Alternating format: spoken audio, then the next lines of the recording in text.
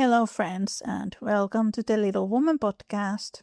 One of my favorite Little Woman bloggers, Princess Arisa, made a series of posts where she compared the original publication of Little Woman in 1868 with the revised 1880 version.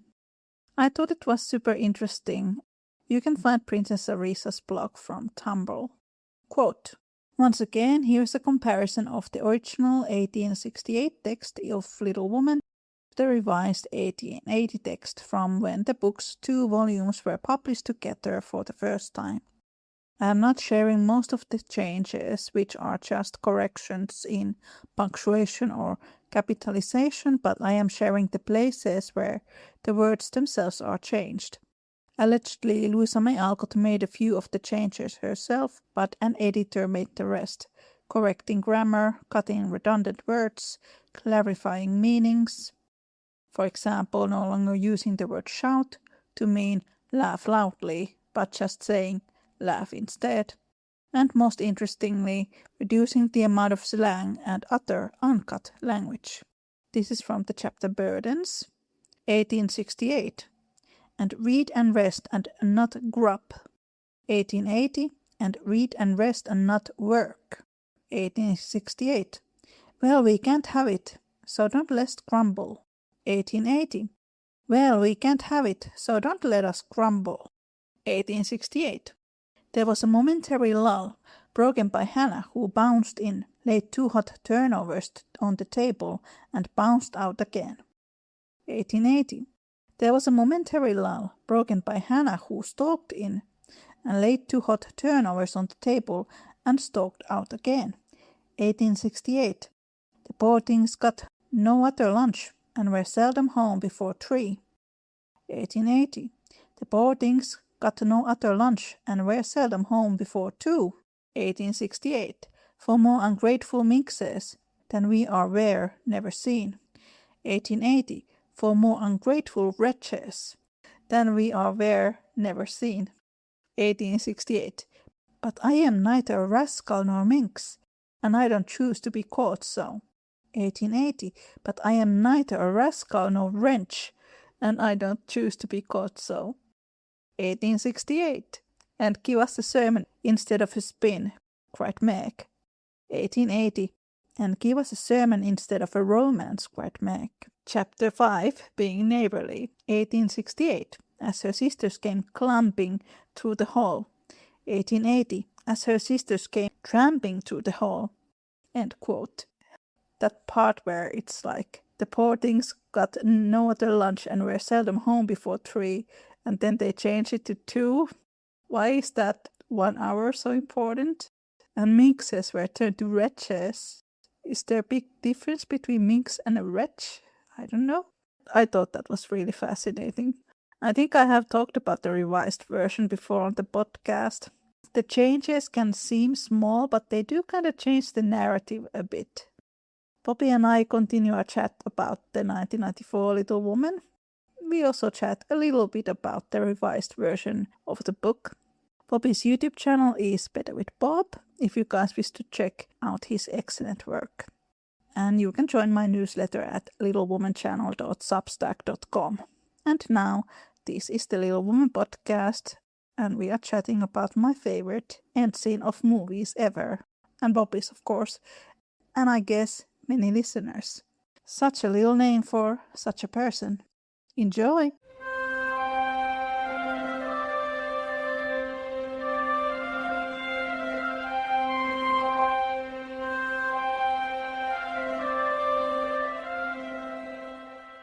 Part 2. Susan Sarandon can do no wrong in my eyes in terms of her performances. She was known for being sort of like very kind of outspoken and kind of a lot more of an actress, like Abba Alcott was, so was that sort of intentional to sort of, parallel that? Yeah, I find Abba very interesting. I haven't read that much about her as I have about Louisa, for example. She comes up to me as someone who really cares a lot about other people, but is also very firm with her own morals and how people should behave. Like there was this really interesting piece I read about her.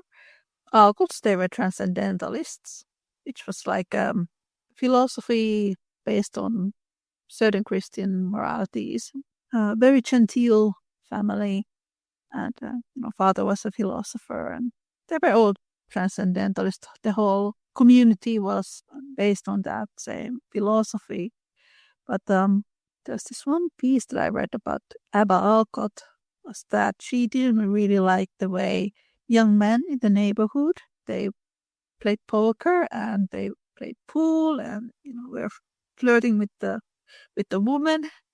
And she organized these evenings at their home, where they would invite the local young men to hang out with them for healthy company. In the 1994 film, at one point, Marmee says something to John Brooke, and I think they took that directly from something that ABBA wrote.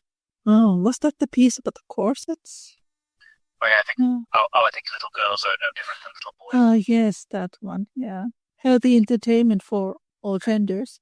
Yeah. Yeah, because they change Marmee's name from Margaret to Abigail to nod to that as well, I think. Yes, they did.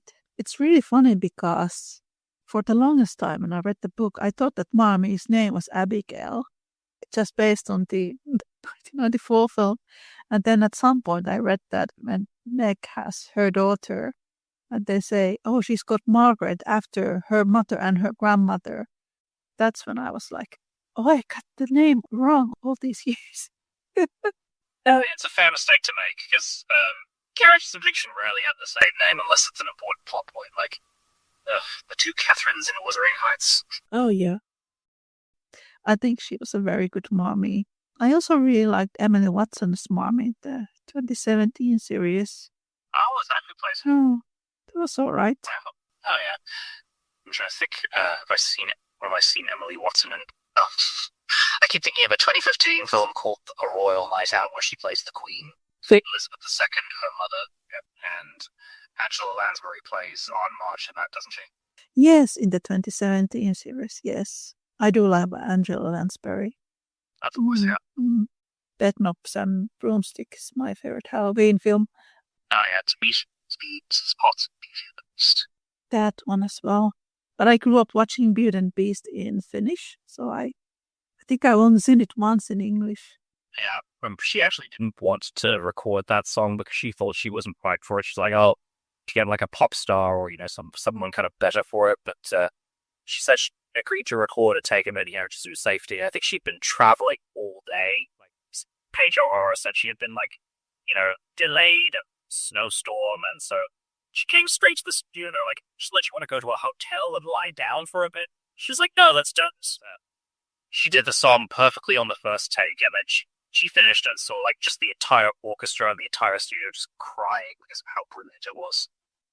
I love that. Trying to think of some of my favorite Marmee moments from the 1994 film.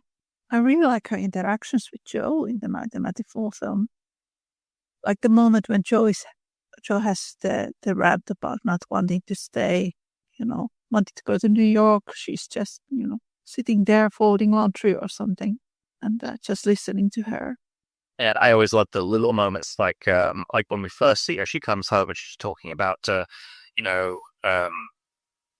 handing out stuff to the poor when she was, right before Christmas, and Susan Sarandon just was that character in that moment, and I was just like, oh, but yeah, sorry, I'm always drawn to these little moments where you could tell that the actors, they weren't acting, they were living it. One of my friends who is a big fan of the 1994 film and also allows Susan Sarandon as Marmee, she talks about this moment when Jo has cut her hair, and she comes home and then she tells about that she sewed her hair. But there's this moment between her and Marmee when Marmee is looking at her, and then she nods, or it's almost like they're having this inner dialogue between one another that we cannot hear. We could just see them, communicating with their eyes. And Susan Sarandon was a mother at the time, so she kind of, she understood. It's funny, she almost didn't do the film because the filming dates didn't line up with the school year, which is just so funny to think of. Quite many thoughts about Aunt March in the 2019 film. What are those thoughts? I have this very long rants about this already on my podcast, but here we go again. I hated that in the 2019 film, they made Aunt March to be the sister of Joe's father, because in the novel and in all the other adaptations, she is the sister-in-law of Joe's father. And in the 2019 film, it just bugs me that she's like, I'm a rich spinster, I'm happy. You all should be rich spinsters when you grow up. And then she's also like, you also need to get married. You cannot be a true rich spinster and get married. Bothers me. The whole narrative that she's like, everyone should be a rich spinster like me and happy. And you all of you girls should get married. It doesn't make any sense. And then like I was speaking with a friend of mine. I mean, she wants them to be rich spinsters. Why she cannot just give them the money? Yeah, I could not stand that speech of Amy monologuing into the camera about marriage as an economic proposition. Oh, it's just like, Aunt March is going to leave the house to one of you, okay? And there's the house you already have, okay? You're going to be fine. It doesn't make any sense. Yeah, I think they were trying to think they were taking that from Pride and Prejudice, but like in Pride and Prejudice, the Bennets have an entailment, so like when Mr. Bennet dies, the land will go to the nearest living male relatives, so they won't have somewhere to live. But that was entailments weren't a thing in America, so it's not quite the same yet. And then it also bothered me that because in the book, Aunt March is rich because she married a wealthy man. There's a really nice moment in the book where Joe describes Uncle March. It's really interesting because Uncle March, he's described to be very similar to the professor, that he loved books and that he was a very kind man and he loved playing with children. And also, this is not in the movies. I don't think it's ever in the movies, but Aunt March and Uncle March had a daughter who died when she was very young. Mommy describes that this is why Aunt March is so closed off and doesn't want to get attached with other people because she grieves so much. It's one of those classic things. You don't want to get close to other people because you're afraid you get hurt. But this is also why she's very grumpy and grudgy and, kind of mean to Joe. But that part about Uncle March being very much like Friedrich is really interesting to me because Joe is a lot similar to Aunt March than she cares to admit. That's interesting. I'd love to see an adaptation, like expand on that or at least do something with it. But absolutely, it gives Aunt March's character so much more history.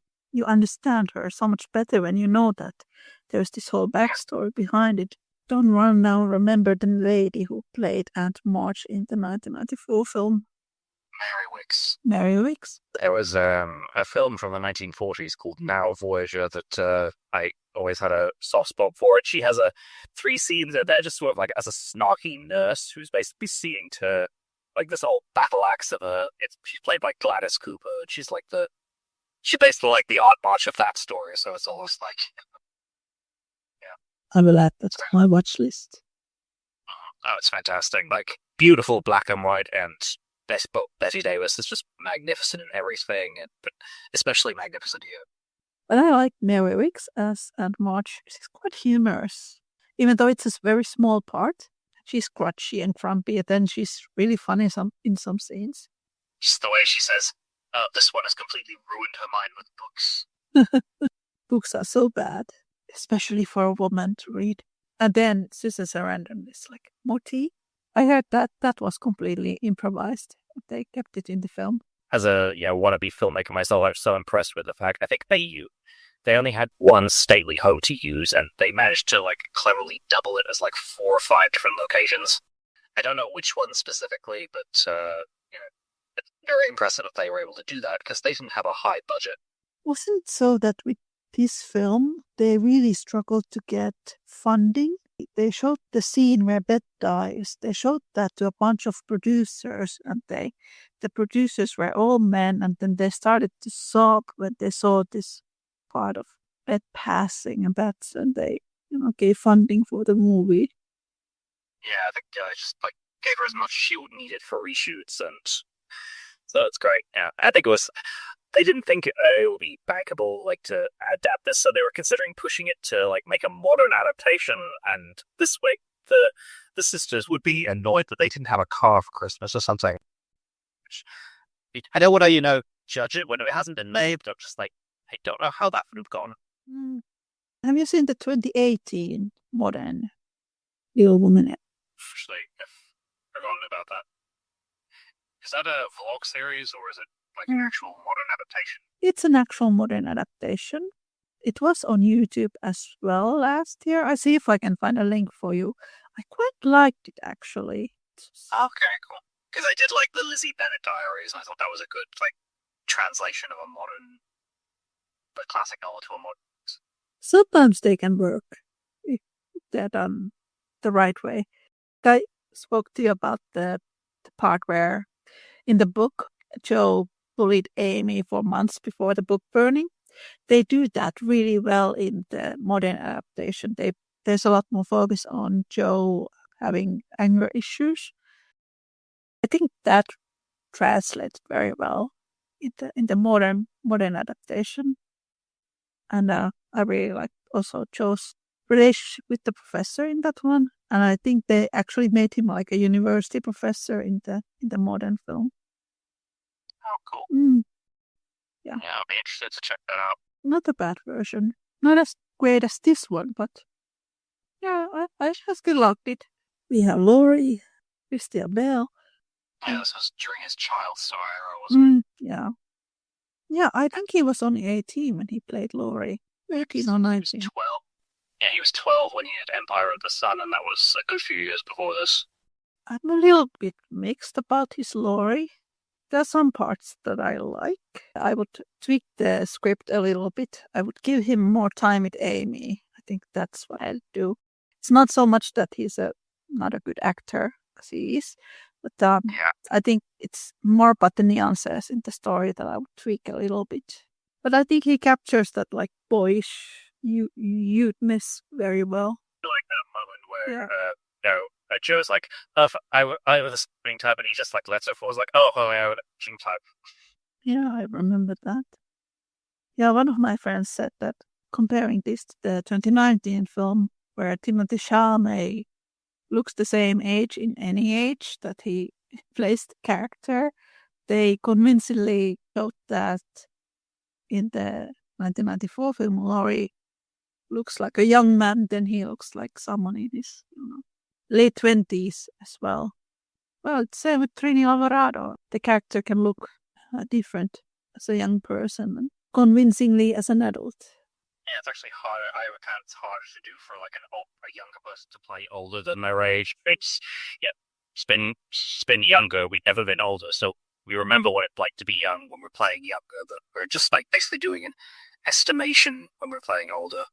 I don't have any experience with acting, but I would imagine it would be very hard to play a younger person.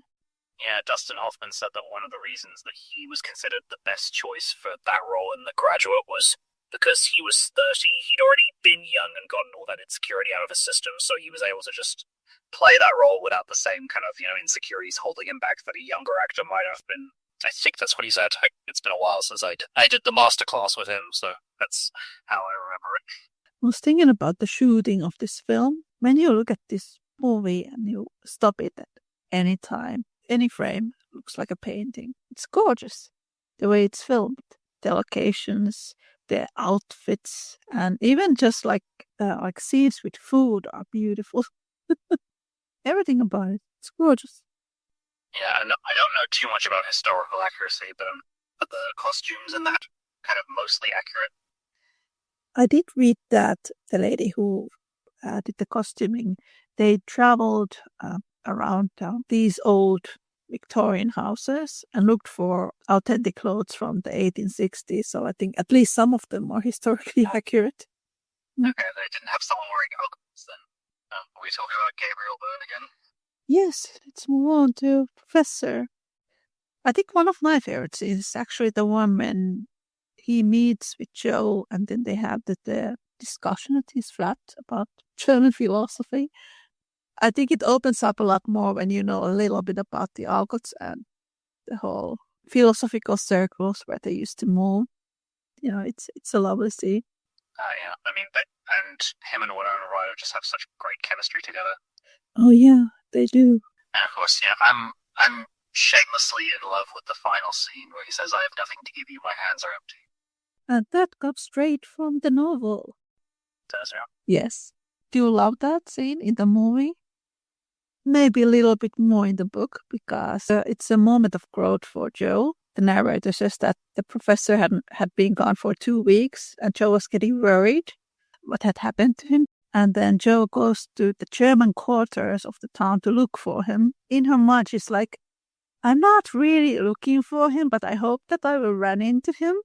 Then when the professor says that he's going away to the west so he can provide a better life for his nephews, and then Joe starts to cry, and then he proposes because he realizes that Joe does have feelings for him. So it's really romantic in the book. It's also romantic in this movie. Yeah, I love it when he says, "Oh, Joe, such a little name for such a person." Yeah. Is that from the book as well? Or? I don't think so. It comes from Robbie Swickert, who wrote this movie. Okay, that's a great line. It's a great line, yeah. But he does say, I have nothing to give you but my empty hands. And then the music as she takes his hands, just like, oh, good, yeah.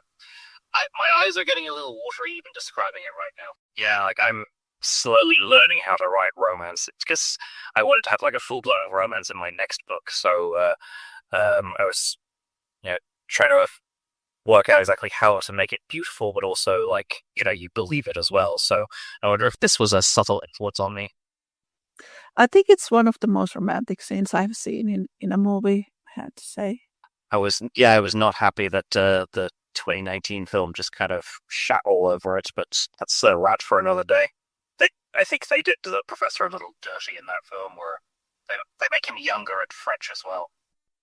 Which is very odd. A lot of people on my channel, on Spotify, YouTube, I see a lot of people coming to comment that one of the things that bothered them is that Professor has not really been played by a German actor, and he is very much a German character. Like Gabriel Byrne is great. He is Irish. He was played by Italian in the 1949 film. Oh, yeah. Great actor, Rossano Brassi, but not German. 2017, it was an English actor. Very good, but not German. Hungarian in the 1933. So it's almost like every other country except Germany. A lot of people were really angry that it was a Frenchman who played Professor in the 2019 film. And one of my very close Little Women fan friends said that now she's happy because she would not have wanted her German professor being played by any German actor in that version. Yeah. But I'm still waiting for a good adaptation where we get a German Professor Bear. Wow. And one that explores more nuances with Laurie and Aunt March as well. Those are the goals for the next adaptation. Absolutely. Same with Laurie. Laurie is described to be very Italian in the novel. Yeah, he's half American, half Italian. He's never been played by an Italian actor. Which is funny because Saoirse Ronan had just done Brooklyn with an Italian-American actor, I think, Ella Coltrane. Because, like, the whole thing is, she's the Irish immigrant who marries an Italian-American. I haven't seen that. Oh, yeah, it's a cute little film, it's not amazing, but it's, watchable. We have access to, like, more international actors these days, so I do hope that day comes. Many adaptations of Little Women with more accuracy. It does seem a little weird because there have been so many adaptations already. And yeah, I think the 1949 one, that was sort of meant to be just a Technicolor remake of the 1933 one, wasn't it? There are many same scenes that are in the 1933. They're not exactly the same, but you can see that 1949, it has gotten lots of inspiration from the 1933 film. Yeah, of course. Yeah, Professor being German. It's quite a funny thing. You can tell how much I was influenced by Little Women in my younger years. One of the reasons why I studied German was because of Professor Bear. Completely valid. Yes, in the book, Joe studies German.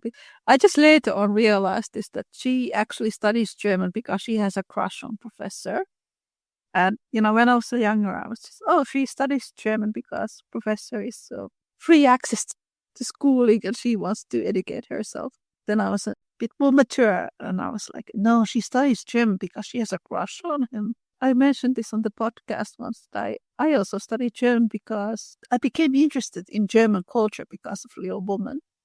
And then there were at least 2 or 3 other people who came to the comments and were like, that's also what happened to me. I started to study German because of Little Woman, reading Little Woman. That's crazy.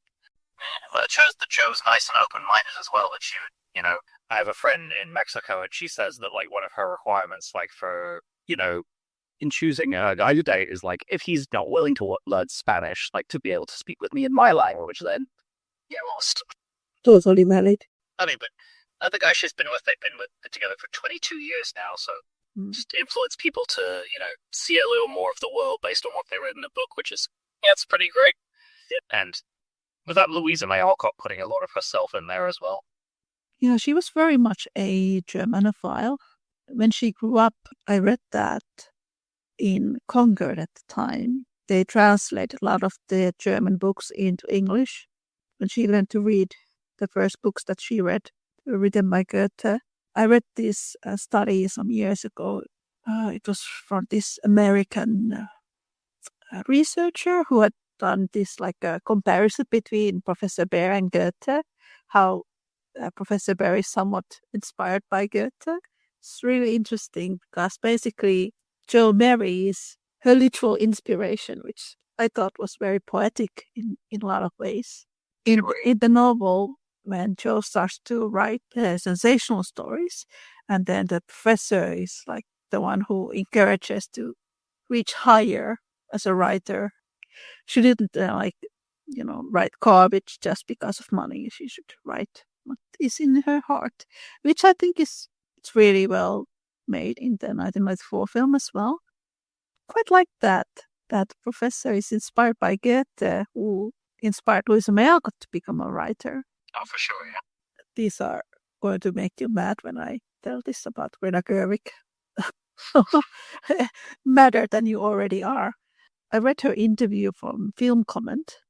It just made my blood boil because she said that Jo Mary is a fat German who speaks with a horrible German accent who forces her to start the school and forces her to call her tool.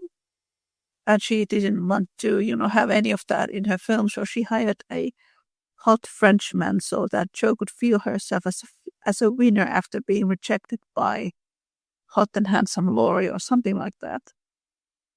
Wow. Yes. And I was like, no, all of this is inaccurate. Has she read the book? I think she has. Because in the book, Jo is the one who wants to start a school. She says that to her family, that even before I met my Fritz, I wanted to start a school for boys. That's literally what Jo says in the novel. And Friedrich speaks with Shakespearean English because Henry David Thoreau. Yeah, he's stout, but there's this whole scene in the book where Jo describes how Friedrich has big warm hands and big feet, and she's really attracted to him. She's never attracted to Laurie in the same sense. So who cares that he's stout? Jo finds him attractive. And he speaks with a German accent because he's bloody German. And Louisa May Alcott was a Germanophile. I just cannot understand Greta Gerwig in any way. Yeah, it's very strange. I just got this feeling that she hates the book or she really dislikes it.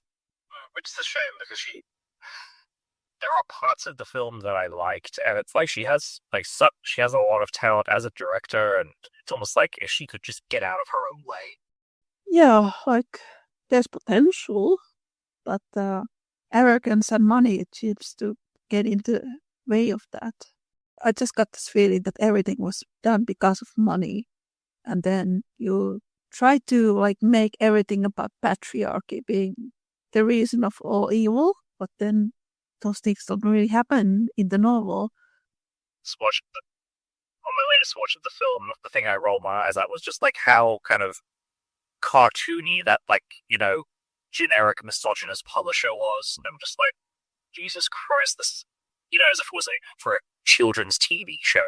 Like, like a mustache twirling villain in a sense, but not even, But yeah, rein in my rats, folks. It just boggles my mind how somebody can be so ignorant about the source material. There are Alcott schoolers who I think are very pro Jo and Laurie. And then there are Alcott schoolers who are more historically accurate. So there is also this kind of discrimination between Alcott schoolers. So you have to be a bit careful when you read information about Louisa May Alcott, because sometimes people can be very biased. But still. Like, she really wanted Jo and Laurie to Yes. I have come across some of them. Really? And there's this one very, very famous Alcott schooler who is like on the same path. Oh, professor is fat and unattractive. Jo shouldn't be with him. That's just weird, because when you read the book, like in the last book, Jo's Boys, there's a scene where they're making out, Jo and the professor behind a fan, and he's 70. If Louisa May Alcott didn't really care about the character, would she write things like that? I don't think so. It happens in all of her books, really. Like I talked about the Laurie archetype and the Friedrich archetype. The Friedrich archetype is not conventionally attractive, but really all these men who inspired his character, Goethe and Henry David Thoreau, they weren't really described to be extremely handsome people. They were unconventionally attractive, but very charismatic still. Yeah, it was their personality that... Yes. That is descriptions about Laurie. Oh, he's skinny and little effeminate. He looks effeminate. But then Amy is quite attracted to that, but Jo isn't. Okay, so it makes sense, yeah. Yeah. Yeah, I have a friend who says she's always kind of more drawn to the sort of, she was one of those people who watched Beauty and the Beast and preferred him as a beast. I might have been the same. Yeah, I think I was as a kid. Like, my mother says me and my brother were just like, oh, why did he turn back into being a prince? We liked him as a beast. In my 20s, I thought, well, the prince is actually not that bad looking as a child. I really preferred him as a beast. Oh, can we talk about Beth passing, even if it's going to make us sad?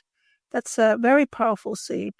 Also, before that, the moment when Beth goes to see the Hummels, when she meets the Hummels, there's this really, really good moment when Claire Danes is holding the baby and her chin is like shivering, and you can just see that she's like almost bursting into tears. I think that's a really great scene.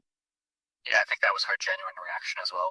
And I did read that at the moment when Beth is dying, Jo curls herself next to her body. Apparently it was something that was not that uncommon in the 19th century. I think that was said by either the director or the scriptwriter. That's why they included that. When I first time saw the film, I just thought it was sweet because she had just lost her sister, who was her favorite person. It was so effective how, the window blows open and she goes up to close it, and Beth has died by the time she gets back. Yeah, and it's just this dark, windy night outside. It's a very powerful scene. Do you have other favorite scenes in this movie? I like when Jo gets left Plumfield and they're talking about how much Mommy says her blessings became a burden because she couldn't share them. Does she say that in the book as well, or is that just... They do say something similar to that. She's very rich. The money becomes a burden. And also it's like a lesson that money cannot bring you happiness. What about the theater scene when they are smooching in the theater? Oh, yeah, I thought that was really cool touch where they look like they're going to have an almost kiss and there's going to be tension and they're just like, okay, we're going to interrupt it, let's carry on. Quite like it. That's not in the book. I think it is quite fitting because, well, people assume that Little Woman is a children's book. I don't think it really is. There are some, not in part 2, there are some sex scenes between Meg and John, but they're all... Really? They are euphemisms. I think Louisa May Alcott could have very well write something like that between Joe and the professor, but because it's a children's book format, she couldn't do that. So I think it's fitting for the movie. And definitely kind of more fitting for the time as well. I think they wanted to make really communicate to a modern audience why this is the guy that Joe should be with. Okay, I think they do. From what I know of the book, I think they do enough of preserving the spirit of what their relationship is like. Yeah, I do think so. I did read once this kind of comparison between Joe's reactions with Laurie and the professor in the 1994 film. Like there's the moment when Laurie is going to college and he's like, I cannot bring all of my books into college, and Joe's shoveling books to him that what he needs to take with him. And then when Joe's with the professor, he's the one who gives Joe books and, encourages her to read and write. Remember that, but I never noticed that before. That's a great detail. And Laurie proposes Joe. Joe looks more frightened. And then we have the end scene when Freddie proposes. Joe is more happy and excited and like, with all of my heart and all that. There's nice little tidbits like that. Oh. And even just the way when Araya plays it and she gets almost excited and she says like, no, I'm not married. God, that scene, I could dissect it all day. If you ever read the book, I would recommend to start with the unedited version of Little Woman, because it tends to have more detailed stories. And also, that's the original one that Louisa wrote. It's quite interesting when I studied the history of Little Woman back in the days, and there are some differences later on with the edited versions, especially when it came to Laurie's character. For example, when they introduced Laurie in some of the edited versions, it's like he was, tall and handsome. But then in the original, he was same size as Joe. He has a Roman nose, dark-skinned Italian. There's more description about him. His Italianness. It's a lot more equal meeting in the original. But apparently some of the later publishers, they, erase some of the Italianness because, they want to reach a quote-unquote bigger audience. That representation of the times. And, of course. Some of the nasty xenophobia that was going on. There are little differences like that.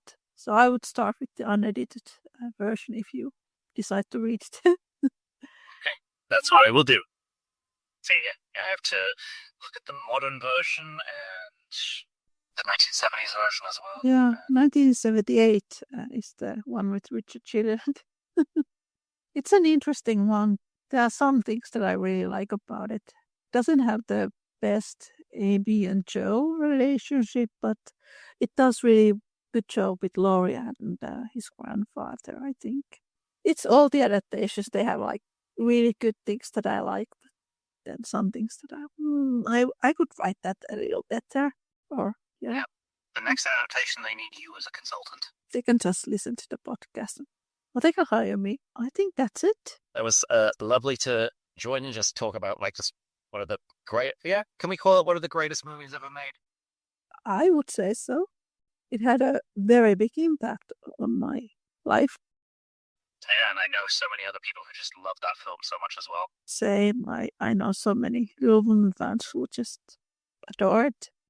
And I think it captures the spirit of the book very well.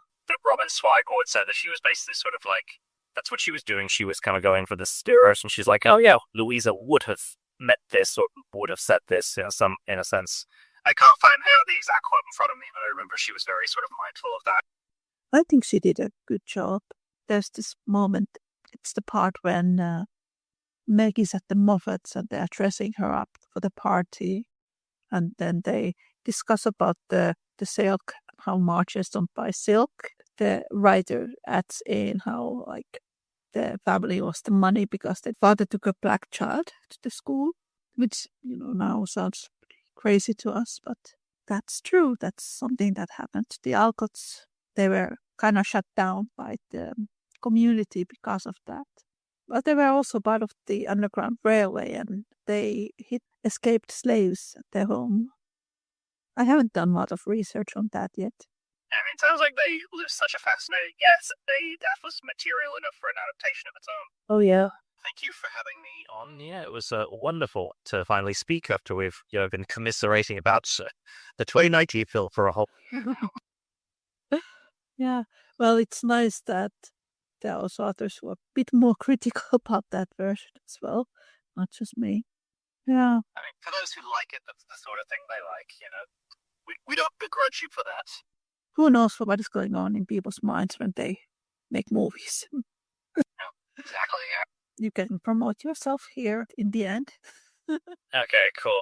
I'm not on too much social media now. I mean, I do cross-promote my videos. My main YouTube channel is Better with Bob, and my book Joanna and the 12 Crowns can be found on Amazon, and I'll be working on its sequel soon, so that'll be there as well.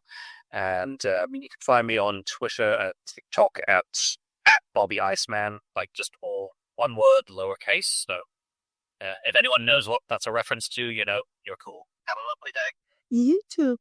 That was the chat between Bobby and I. Thank you so much for listening. Take care and make good choices. Bye.